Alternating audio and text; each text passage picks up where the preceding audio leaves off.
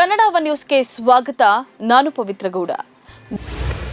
ದೇಶ ಮತ್ತು ರಾಜ್ಯದಲ್ಲಿ ಬಿಜೆಪಿ ಪರ ವಾತಾವರಣ ಇದೆ ಎಂದು ಬಿಜೆಪಿ ರಾಜ್ಯಾಧ್ಯಕ್ಷ ಮತ್ತು ಶಾಸಕ ಬಿವೈ ವಿಜಯೇಂದ್ರ ಅವರು ಇಂದು ವಿಶ್ಲೇಷಣೆಯನ್ನು ಮಾಡಿದ್ದಾರೆ. ನಗರದ ಬೆಂಗಳೂರಿನ ಹೋಟೆಲ್ನಲ್ಲಿ ಇಂದು ನಡೆದ ಬಿಜೆಪಿ ಲೋಕಸಭಾ ಚುನಾವಣಾ ಯೋಜನಾ ಸಭೆಯಲ್ಲಿ ಅವರು ಮಾತನಾಡಿದ್ದಾರೆ. ಮುಂದಿನ ಲೋಕಸಭಾ ಚುನಾವಣೆಯಲ್ಲಿ ರಾಜ್ಯ ಸರ್ಕಾರಕ್ಕೆ ತಕ್ಕ ಪಾಠ ಕಲಿಸಲು ರಾಜ್ಯದ ಮತದಾರರು ಸಜ್ಜಾಗಿದ್ದಾರೆ. ಬಿಜೆಪಿ ಸಂಘಟನೆಗೆ ಪೂರಕ ಕ್ರಮಗಳನ್ನು ಪಕ್ಷ ಕೈಗೊಳ್ಳಲಿದೆ ಎಂದು ಪ್ರಕಟಿಸಿದ್ದಾರೆ. ಪಕ್ಷವು ರಾಜ್ಯದಲ್ಲಿ ಎಲ್ಲ 28 ಸ್ಥಾನಗಳನ್ನು ಗೆಲ್ಲಲಿದೆ. ಇದಕ್ಕಾಗಿ ಎಲ್ಲರೂ ಶ್ರಮಿಸುವುದಾಗಿ ತಿಳಿಸಿದ್ದಾರೆ. ಮಾಲೂರು ಶಾಸಕ ಕೆ.ವೈ. ನಂಜೇಗೌಡ ಅವರ ಮನೆ ಸಹಿತ 3 ಕಡೆ ಇಂದು ಬೆಳಗ್ಗೆ ಇಡಿ ಅಧಿಕಾರಿಗಳು ದಾಳಿಯನ್ನು ನಡೆಸಿದ್ದಾರೆ. ಕೋಲಾರ ಚಿಕ್ಕಬಳ್ಳಾಪುರ ಹಾಲು ಒಕ್ಕೂಟದ ಅಧ್ಯಕ್ಷರಾಗಿರುವ ಕೆ.ವೈ. ನಂಜೇಗೌಡ ಅವರ ಟೇಕಲ್ ಹೋಬಳಿಯ ಕೊಮ್ಮನಹಳ್ಳಿಯಲ್ಲಿರುವ ನಿವಾಸದ ಮೇಲೆ ದಾಳಿ ನಡೆಸಿದ ಇಡಿ ಅಧಿಕಾರಿಗಳು ಶೋಧವನ್ನು ನಡೆಸಿದ್ದಾರೆ. ನಂಜೇಗೌಡರ ಆಪ್ತ ಸಹಾಯಕ ಹರೀಶ್, ಕೋಚಿಮುಲು ವ್ಯವಸ್ಥಾಪಕ ನಿರ್ದೇಶಕ ಗೋಪಾಲಮೂರ್ತಿ, ಕೋಚಿಮುಲು ಅಡ್ಮಿನ್ ನಾಗೇಶ್ ಸೇರಿದಂತೆ ಒಟ್ಟು 10ಕ್ಕೂ ಹೆಚ್ಚು ಮಂದಿಯ ನಿವಾಸಗಳ ಮೇಲೆ ದಾಳಿ ನಡೆದಿದೆ. ಸಹಕಾರಿ ಕ್ಷೇತ್ರದಲ್ಲಿ ರಾಜ್ಯ ಸರ್ಕಾರಗಳ ಮೇಲೆ ಕೇಂದ್ರ ಸರ್ಕಾರ ಸವಾರಿ ಮಾಡಲು ಹೊರಟಿರುವುದು ಸಂವಿಧಾನಕ್ಕೆ ಮಾಡುತ್ತಿರುವ ಅಪಪ್ರಚಾರ ಎಂದು ಮುಖ್ಯಮಂತ್ರಿ ಸಿದ್ದರಾಮಯ್ಯ ತಿಳಿಸಿದ್ದಾರೆ. ಸಹಕಾರ ಕ್ಷೇತ್ರ ರಾಜ್ಯ ವ್ಯಾಪ್ತಿಗೆ ಬರುತ್ತದೆ, ಆದರೆ ಕೇಂದ್ರ ಸರ್ಕಾರ ಸಹಕಾರ ಕ್ಷೇತ್ರದಲ್ಲಿಯೂ ಹಿಡಿತವನ್ನ ಸಾಧಿಸಲು ಹೊರಟಿರುವುದು ಸಂವಿಧಾನ ವಿರೋಧಿ ನಡೆಯಾಗಿದೆ. ಕೇಂದ್ರ ಗೃಹ ಸಚಿವ ಅಮಿತ್ ಶಾ ಸಹಕಾರ ಸಚಿವರಾಗಿದ್ದಾರೆ. ಇಲ್ಲಿಯವರೆಗೂ ರಾಜ್ಯಗಳ ಅಧಿಕಾರವನ್ನ ಒತ್ತುವರಿ ಮಾಡಿಕೊಳ್ಳುವ ಕೆಲಸ ಯಾರಿಂದಲೂ ಆಗಿರಲಿಲ್ಲ ಅಂತ ಹೇಳಿ ಸಿದ್ದರಾಮಯ್ಯ ಕಿಡಿಕಾರಿದ್ದಾರೆ. ಕೇಂದ್ರದ ಮೋದಿ ಸರ್ಕಾರದಿಂದ ನಮ್ಮ ರಾಜ್ಯಕ್ಕೆ ಆಗ್ತಿರುವ ತೆರಿಗೆ ಅನ್ಯಾಯದ ವಿರುದ್ಧದ ನಮ್ಮ ಕೂಗು ಅರಣ್ಯ ರೋದನವಾಗಿದೆ. ಜಿಎಸ್ಟಿ ಸಂಗ್ರಹದಲ್ಲಿ ನಮ್ಮ ರಾಜ್ಯ ದೇಶದಲ್ಲೇ 2ನೇ ಸ್ಥಾನದಲ್ಲಿದೆ.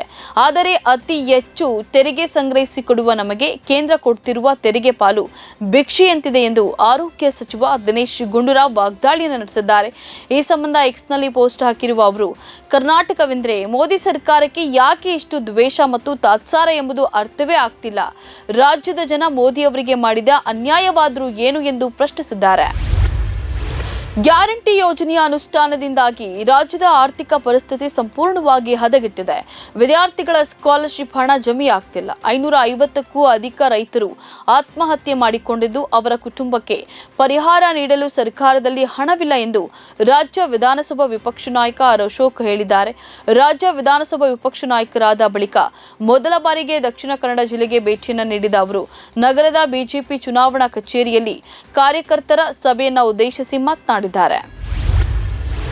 ಸುಮಲತಾ ಅವರು ಬಿಜೆಪಿಯಲ್ಲಿ ಮುಂದುವರಿಯುವುದಾದರೆ ಮಿತ್ರ ಪಕ್ಷ ಬಿಜೆಪಿ ಪರವಾಗಿ ಅವರನ್ನ ಭೇಟಿ ಮಾಡ್ತೇನೆ, ಅದರಲ್ಲಿ ತಪ್ಪೇನಿದೆ ಎಂದು ಜೆಡಿಎಸ್ ರಾಜ್ಯಾಧ್ಯಕ್ಷ ಎಚ್.ಡಿ. ಕುಮಾರಸ್ವಾಮಿ ಪ್ರಶ್ನಿಸಿದ್ದಾರೆ. ನಾವೇನು ಇಂತಹ ಕ್ಷೇತ್ರದಿಂದಲೇ ಸ್ಪರ್ಧೆ ಮಾಡ್ತೇವೆ ಎಂದು ಹೇಳಿದ್ವಾ?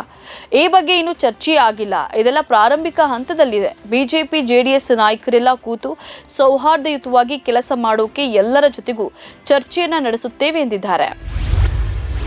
ಹಿಂದೂ ಉತ್ತರಾಧಿಕಾರ ಕಾಯ್ದೆಗೆ ತಿದ್ದುಪಡಿ ತರುವ ಮುನ್ನವೇ ಮಗಳು ಮೃತಪಟ್ಟಿದ್ದಾಳೆ ಎಂಬ ಕಾರಣಕ್ಕೆ ಆಕೆಯ ಉತ್ತರಾಧಿಕಾರಿಗಳಿಗೆ ಆಸ್ತಿ ಹಕ್ಕು ಇಲ್ಲ ಎಂದು ಹೇಳಲು ಬರುವುದಿಲ್ಲ ಎಂದು ಹೈಕೋರ್ಟ್ ಮಹತ್ವದ ತೀರ್ಪನ್ನು ನೀಡಿದೆ. ಹೆಣ್ಣು ಮಕ್ಕಳಿಗೆ ಉತ್ತರಾಧಿಕಾರ ಆಸ್ತಿ ಹಕ್ಕುಗಳನ್ನು ನೀಡಲು ಕಾಯ್ದೆಗೆ ತಿದ್ದುಪಡಿಯಾದ ಅವಧಿಗೆ ಮುನ್ನವೇ ಮಹಿಳೆ ಮೃತಪಟ್ಟಿದ್ದಾರೆ ಎಂಬ ಕಾರಣಕ್ಕೆ ಪೂರ್ವಜರ ಆಸ್ತಿಯ ಮೇಲಿನ ಆಸ್ತಿಯ ಹಕ್ಕುಗಳನ್ನು ಆಕೆಯ ಕಾನೂನಾತ್ಮಕ ವಾರಸುದಾರರಿಂದ ಕಸಿದುಕೊಳ್ಳುವಂತಿಲ್ಲ ಎಂದು ಹೈಕೋರ್ಟ್ ತೀರ್ಪಿನಲ್ಲಿ ತಿಳಿಸಿದೆ. ಕನ್ನಡ ಚಿತ್ರನಟ ರಾಕಿಂಗ್ ಸ್ಟಾರ್ ಯಶ್ ಜನ್ಮದಿನದ ಅಂಗವಾಗಿ ಕಟೌಟ್ ನಿಲ್ಲಿಸುವ ವೇಳೆ ವಿದ್ಯುತ್ ತಂತಿ ತಗುಲಿ 3 ಮೃತಪಟ್ಟಿದ್ದು, 3 ಗಂಭೀರವಾಗಿ ಗಾಯಗೊಂಡ ಘಟನೆ ಲಕ್ಷ್ಮೇಶ್ವರ ತಾಲೂಕಿನ ಸೂರಣಗಿ ಗ್ರಾಮದಲ್ಲಿ ನಿನ್ನೆ ಮಧ್ಯರಾತ್ರಿ ನಡೆದಿದೆ.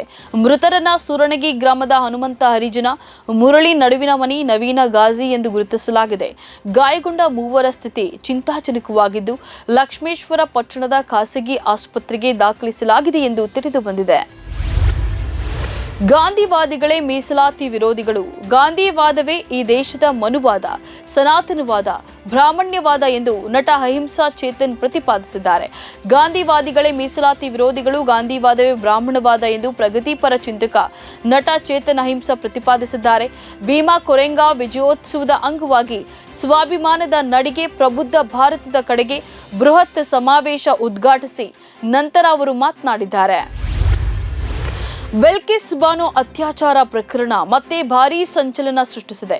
ಸನ್ನಡತೆ ಆಧಾರದಲ್ಲಿ ಗುಜರಾತ್ ಸರ್ಕಾರ ಬಿಲ್ಕಿಸ್ ಬಾನು ಪ್ರಕರಣದ 11 ಅಪರಾಧಿಗಳನ್ನ ಅವಧಿ ಪೂರ್ವ ಬಿಡುಗಡೆ ಮಾಡಿತ್ತು. ಈ ಆದೇಶ ಪ್ರಶ್ನಿಸಿ ಸಲ್ಲಿಸಲಾಗಿದ್ದ ಅರ್ಜಿಗಳ ವಿಚಾರಣೆ ನಡೆಸಿದ ಸುಪ್ರೀಂ ಕೋರ್ಟ್ ತೀರ್ಪನ್ನ ನೀಡಿದೆ. ಅಪರಾಧಿಗಳ ಅವಧಿ ಪೂರ್ವ ಬಿಡುಗಡೆಗೊಳಿಸಿದ ಗುಜರಾತ್ ಸರ್ಕಾರದ ಆದೇಶವನ್ನ ಸುಪ್ರೀಂ ಕೋರ್ಟ್ ರದ್ದುಗೊಳಿಸಿದೆ. ಹೀಗಾಗಿ ಬಿಡುಗಡೆಯಾಗಿರುವ 11 ಅತ್ಯಾಚಾರಿಗಳು ಮತ್ತೆ ಜೈಲು ಸೇರಬೇಕಾದ ಅನಿವಾರ್ಯತೆ ಎದುರಾಗಿದೆ. ಈ ಪ್ರಕರಣ ಗುಜರಾತ್ ಸರ್ಕಾರಕ್ಕೆ ತೀವ್ರ ಹಿನ್ನಡೆ ತಂದಿದೆ. ಇವಿಷ್ಟು ಈ ಕ್ಷಣದ ನ್ಯೂಸ್ ಅಪ್ಡೇಟ್. ಸಮಾಜಕ್ಕಾಗಿ ನೋಡ್ತಾರೆ ಕನ್ನಡ ಒನ್ ನ್ಯೂಸ್. ನಮಸ್ಕಾರ.